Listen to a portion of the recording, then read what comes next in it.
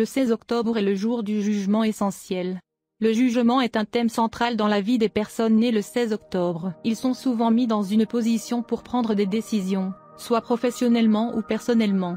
Être capable de peser une situation et de comprendre l'essence des choses semble être une chose naturelle pour eux. Ils ne montrent pas la tendance excessive à juger les autres, ce qui signifie qu'ils n'ont pas d'idées préconçues et de préjugés, n'exigent pas d'attachement à leur moralité personnelle et ne sont pas intolérants ou fermés.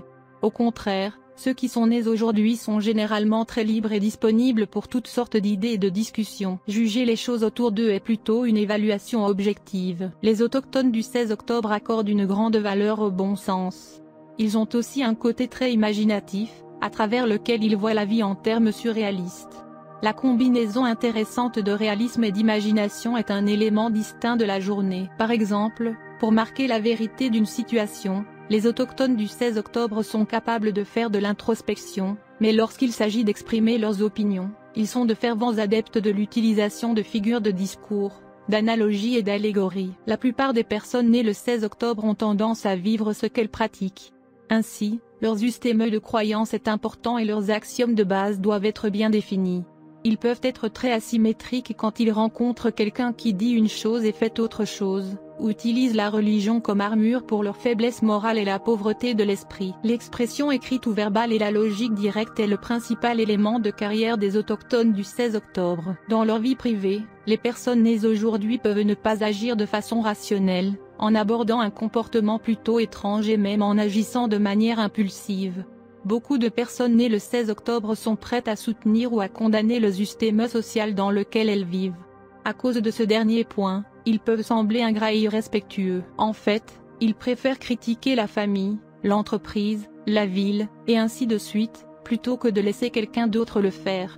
Lorsqu'on leur demande de prendre une décision ou de juger personnellement une situation particulière, les autochtones du 16 octobre sont généralement des diplomates. Même si leur évaluation est négative, ils peuvent partager leurs opinions en public si nécessaire, mais ne montreront pas toujours beaucoup d'enthousiasme. Ceux qui sont nés le 16 octobre choisissent souvent une fête vedette ou même de quitter le terrain de jeu tout en prenant une décision.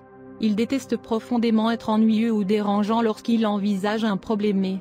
Ils doivent apprendre à ne pas appuyer sur les boutons trop facilement, à éviter d'être réactionnaires, défensifs ou secrets. Leur génie pour définir la critique et la discrimination ne devrait pas être réservé uniquement aux objets extérieurs ou aux autres, mais de temps à autre être dirigé vers eux-mêmes. Vous êtes connu pour être gouverné par le jour numéro 16, si vous êtes né le 16 du mois. Il y a beaucoup de grandes personnalités, des auteurs, ainsi que des artistes nés le 16 octobre, Eugene O'Neill, Oscar Wilde, David Zucker, etc. Si votre jour tombe sur un 16e, votre planète dirigeante est Neptune. Si vous êtes né le 16e, alors vous êtes affecté par la numérologie du numéro 7. La puissance de votre nombre fait de vous un grand philosophe, genre décontracté et religieux. Vous n'êtes pas une personne qui peut obtenir quelque chose en étant chanceux. Votre récompense viendra par des moyens de travail acharné et de dévouement. Il peut y avoir quelques déceptions sur le chemin, mais la persistance est un must. Le succès n'est jamais facile pour vous. Il est nécessaire que vous continuiez à travailler dur ou que vous finissiez par faire des tâches insignifiantes, et vous devrez vivre avec des désirs et des ambitions non satisfaits. Mais Dieu Tout-Puissant vous a doté d'une forte volonté et d'un haut niveau de dextérité mentale.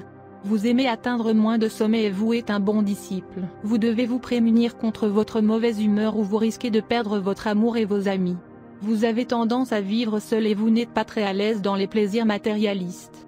Vous devez faire attention à votre vie conjugale, et vous devez investir du temps et de l'argent pour garder l'intérêt de votre conjoint. Vous trouvez votre cours à l'aise lorsque vous suivez des ambitions altruistes. Lorsque vous travaillez pour les autres, vous avez beaucoup plus de chances de réussir. Vous aimez vivre dans un monde imaginaire et vous aimez plonger dans les pensées mystiques et la solitude. Vous ne vous exprimez peut-être pas beaucoup en public, mais vous êtes très à l'aise parmi des gens aux vues similaires qui vous montreront une remarquable tendance au leadership, et vous les influencerez facilement avec vos pensées. Vous devez apprendre à suivre votre position même face à l'opposition. Vous êtes toujours intéressé par les secrets de la vie après la mort. Vous pouvez même être prêt à parler aux morts à travers un médium. Vous aimez faire des recherches sur le tarot, la chiromancie, l'astrologie et la signification des empreintes digitales. Vous aimez l'histoire, vous aimez tout analyser de façon critique, y compris vos pensées intérieures, votre famille, votre société et le monde en général. Vous aimez plonger dans la solitude. Vous devez vous prémunir contre la tendance à montrer un comportement étrange et excentrique. Beaucoup de poètes célèbres, musiciens, écrivains, réformateurs et mathématiciens, révolutionnaires sont sous le numéro 7. Il y a toujours une chance que vous vous éloigniez des maisons et des familles. Donc, pour éviter ce travail de s'entendre avec les autres, où votre vie ira dans la solitude et le chagrin. Vos numéros chanceux sont 2 et 7. Vos jours de chance sont les 2, 11, 20 et 29. Chaque mois, vos jours de malchance sont les 8e, 16e, 17e et 26e. Il y a de fortes chances d'échec si vous exécutez de nouveaux projets en ces jours de malchance.